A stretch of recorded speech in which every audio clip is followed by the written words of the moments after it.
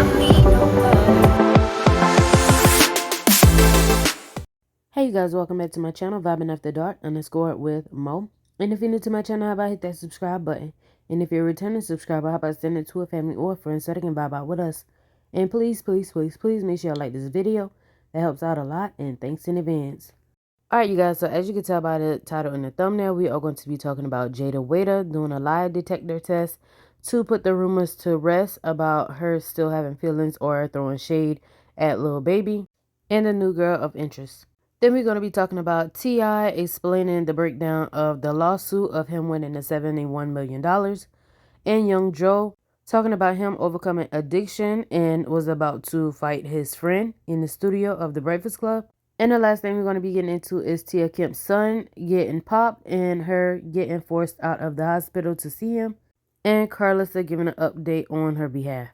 Okay, so let's get into the video. And the first thing I want to get into is Jayda doing a lie detector test to prove that she no longer has feelings for Lil Baby and she wasn't shading the new girl of interest. So the new girl had posted a video on her birthday of her in a hotel room full of roses, Chanel bag, lights, balloons, Goyard bags, jewelry, and everything like that, and a nice scenery. And she only put a little white heart as the caption. And people assume that Lil Baby did all of that for her. And right around the time she posted that, Jayda came out and she was posting on her Instagram and basically saying like she's no longer like a Chanel girl because she's known for always wearing Chanel. Now she was saying that she's an Hermes girl and that's all she was shopping for lately. And people felt like she was throwing shade. And then people went back and found a picture of Jayda wearing the same outfit as the other girl too. And her name is Kaya and she is a registered nurse. So people just felt like Jayda was being shady. She felt some type of way because she's still involved with Lil Baby. But then it was like a whole week and a half later. The girl came out and said, those gifts were not from him. We do not date. So then everybody was like, they don't believe her. They feel like Lil Baby made her come out and say that. Because y'all know Lil Baby always makes somebody come out with the truth. Like, he don't play about no rumors and he don't ever want his name attached to anything. I don't know if y'all remember when Blueface and Chrisean was getting into it and Chrisean was just letting the Lil Baby story ride when Blueface thought she was messing with Lil Baby and Lil Baby came out and said that was all cap, tell the truth. So the people just felt like this was like one of the same situations why she came out and said that. So this person said, let me hear from lawyer because he ain't gonna lie. And that's because he be saying lie like that. And somebody else said, Baby told her she had 48 hours to clear his name or it's over. Somebody else said whole time it's Drake. He respect Jayda, they all gotta hide. Y'all legit bullied this girl into saying this, shaking my head. Y'all gotta let people live their lives. What the F? She's a Libra, she's lying. So anyway, Jayda got a podcast, her and her best friend Des, and they did a lie detector test together, and Jayda answered some of the questions that the people were saying surrounding this whole situation. Still having relations at all with your ex? No. Truthful. Clap that mother! Where Mari at? Cause y'all hoes be writing.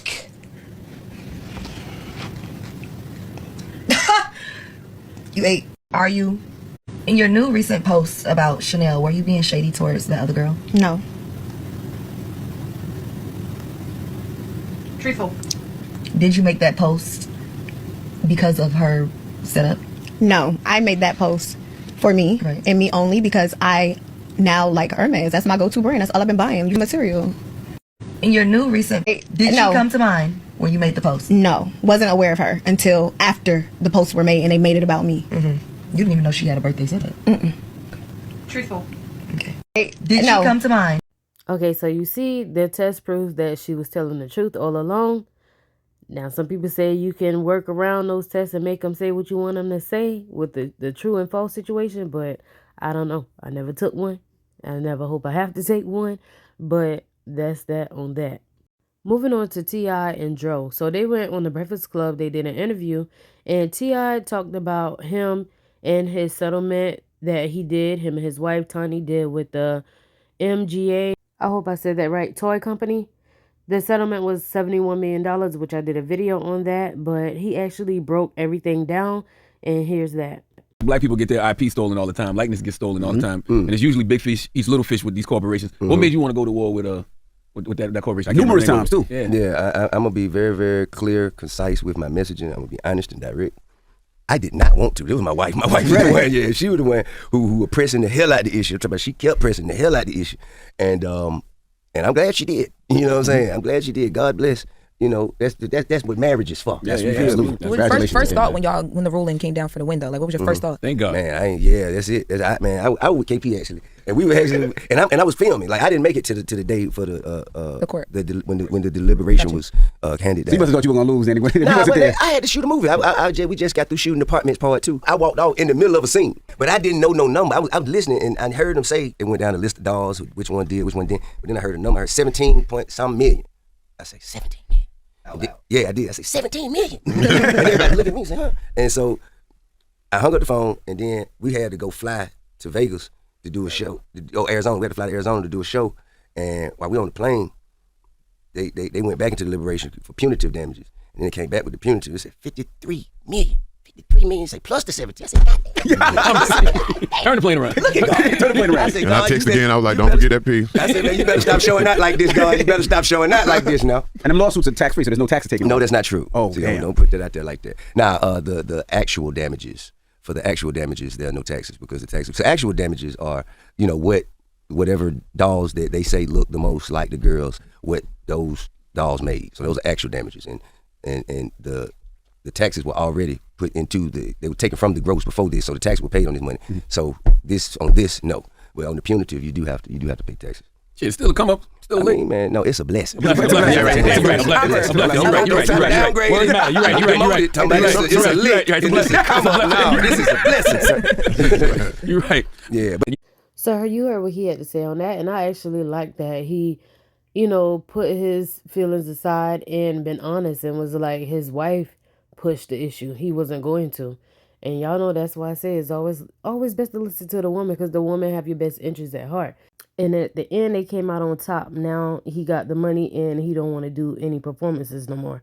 I don't know if he's going to make music, period, but he definitely don't want to do any more shows. But anyway, so let's move on to Dro and him talking about his addiction and overcoming that, and his friend laughing in the background. This was definitely disrespectful, and Dro was trying to be cool at first, but it's like, if you supposed to be my friend, why are you laughing at my struggles or what I have been through?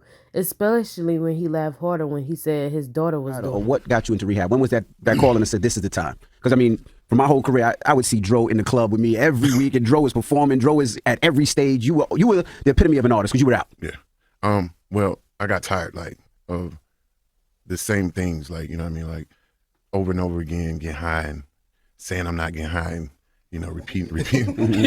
Man, laughing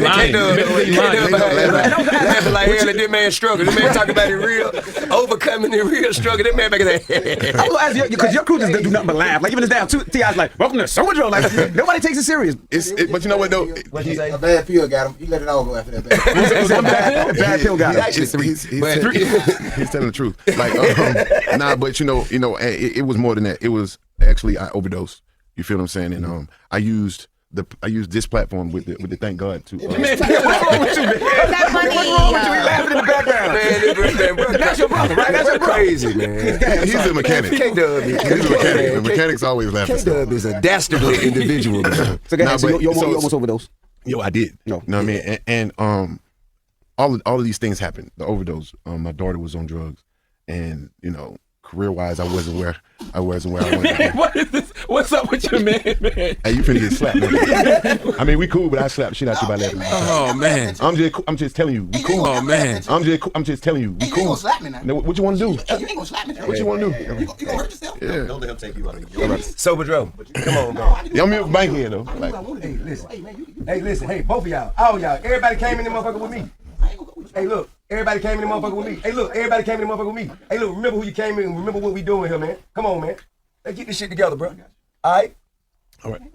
I'm sorry, guys. First of all, Joe, congratulations on being 2 years sober. Yeah, like I was saying. Three, actually. Three. I'm approaching 4. You feel what I'm saying? So, like all of these things happened to where it made me want to actually seek something better. You know what I mean? So when I took myself to rehab out in LA, did a couple months out there, and it was cool. You know what I'm saying? I got back out, and I was still tempted to live that kind of life, but I saw what was in front of me, and I was like, this is more valuable than what's behind me.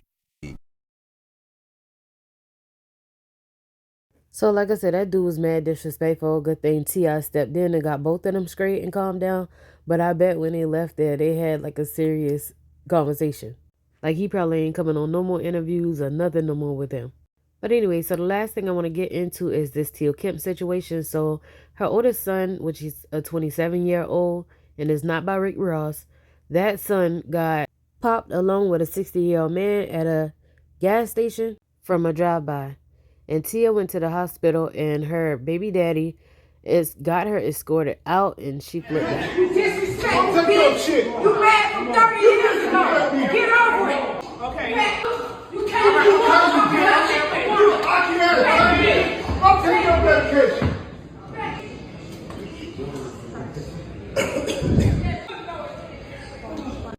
So here's the video from the news outlet talking about it. At least at this hour, what their investigators believe happened is there was a man in his 60s, and there were evidence markers by that truck, but also by cases of beverages. He was here to deliver beverages to this market. When they say a black SUV rolled by, a gunman then opened fire. And one bullet struck the man in the 60s just delivering beverages, doing, his work this morning. He was hit in the leg. He is expected to be okay. And then a second man that was here in his 20s, a man who police believe could have been the intended target of the drive-by shooting, also hit. He was hit in the stomach, also, though, described as non-life-threatening injuries. Both men were sent to Jackson Ryder Trauma Center to be treated. At least at this hour. Okay, so Carlissa was live, and I guess people was asking about it in the comment section because y'all know Tia and Carlissa is good friends now. And so she, of course, checked on Tia, and she gave a little update, and she said Tia will let y'all know the rest when, she's ready to speak on it. I talked to Tia. I did talk to her. Make sure y'all just say some prayers for her. The devil be busy. He be busy. He's doing well. She's with her son. She was with her son as soon as she could possibly get there, and her son is doing fine, praise God. She gonna fill y'all in on everything when she ready. Let her fill y'all in on what she wanna say. Yes, I talked to. So y'all heard what she had to say, and thankfully that her son will be okay, and hopefully her baby daddy and everybody can work out their differences and put it aside while her son is in recovery. But y'all let me know what y'all think about everything that I discussed in the comment section below. I do comment back, and I'll catch you guys on the next video. Bye.